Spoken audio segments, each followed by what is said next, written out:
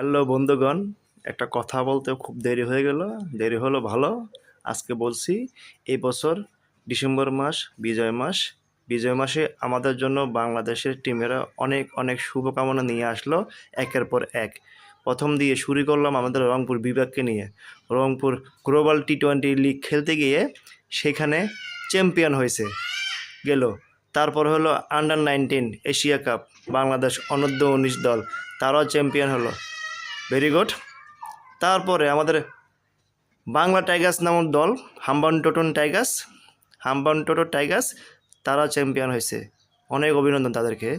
তারপরে আমাদের বাংলাদেশের সেই গর্বিত দল বাংলাদেশ, সোনার বাংলাদেশ, 16 কোটি মানুষের বাংলাদেশ, যেখানে 15 জন মানুষ প্রতিনিধি করে, সেখানে 11 জন মাঠে খেলে, তারা ওয়েস্ট ইন্ডিজকে বাংলা ওয়াশ করে আমাদের বিজয় মাসের এই বছরের শেষ টি-20 ম্যাচটা খেলে